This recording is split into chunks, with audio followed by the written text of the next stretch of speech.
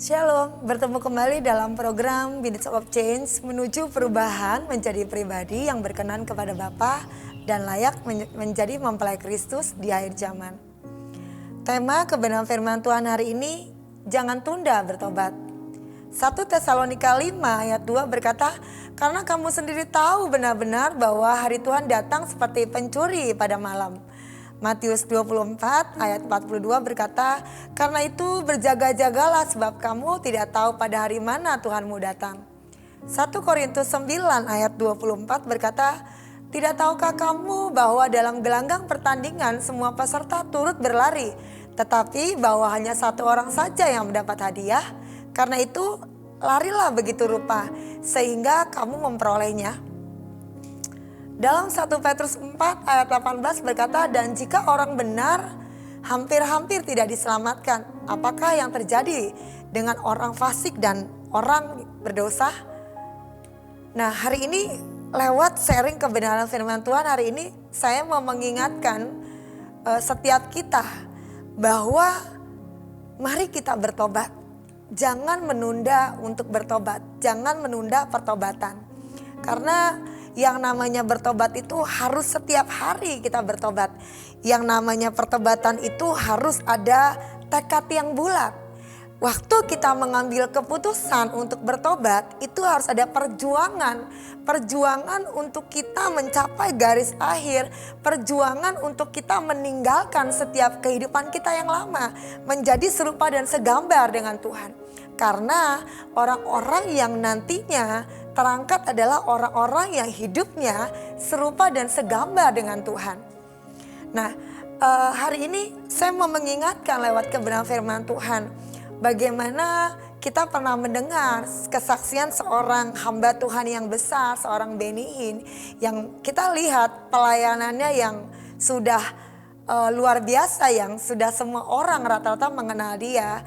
Waktu itu seizin Tuhan dia sakit dan dia masuk dalam antrian yang panjang. Dan sampai ketika nama dia dipanggil, di situ dikatakan Tuhan hampir-hampir menggelengkan kepalanya.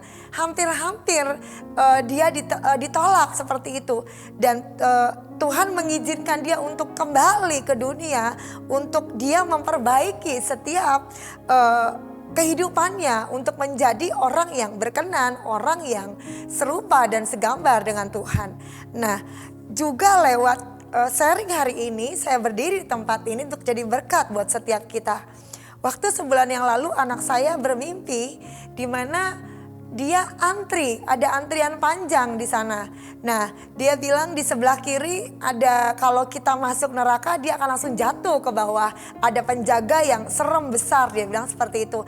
Dan kalau kita namanya dipanggil kita ke kanan, itu ada cahaya terang yang ada pintunya di sana dan ada malaikat di sana. Anak saya kasih karunia Tuhan, Tuhan perlihatkan untuk melihat keadaan bahwa neraka dan surga itu ada. Lewat saya berdiri di tempat ini itu bukan dongeng. Bahwa saya melihat ada orang-orang yang saya lihat berkata bahwa kedatangan Tuhan itu masih lama. Dari dulu juga Tuhan dikatakan mau datang. Saya pernah mendengar itu. Saya juga melihat ada orang-orang yang tidak percaya dengan suara kenabian. Alangkah tragis sekali gitu. Banyak firman Tuhan yang bisa dilihat, banyak hamba-hamba Tuhan yang diurapi yang sudah berkata bahwa Tuhan itu akan datang. Nah, dikatakan dalam firman Tuhan tadi Tuhan akan datang seperti pencuri.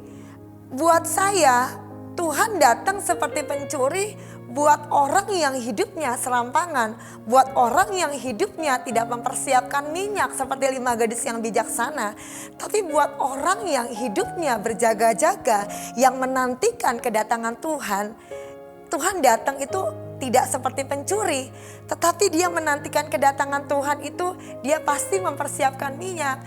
Jadi dia pasti sudah bersiap-siap, tidak seperti pencuri. Dikatakan seperti pencuri, kalau nanti sangkakala berbunyi buat orang yang hidupnya serampangan, dia baru ngeh.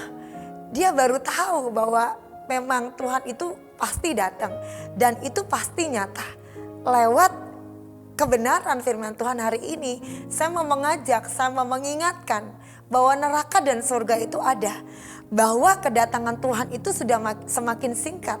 Hendaklah kita dikatakan kita harus berlari, berlari begitu rupa sehingga kita dapat memperolehnya. Artinya ini waktu yang tidak boleh ditunda-tunda untuk kita bertobat.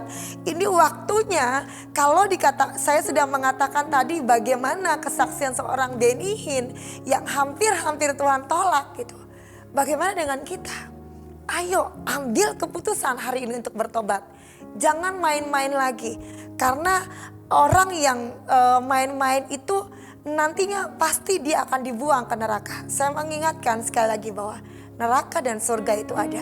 Pilihan ada pada kita. Dan kedatangan Tuhan sudah semakin singkat. Mari kita hidup benar di hadapan Tuhan. Mari kita mempersiapkan minyak kita. Supaya waktu sangkakala berbunyi, Tuhan kita dapati kita tidak bercacat celah. Dan kita semua masuk surga. Tuhan Yesus berkati.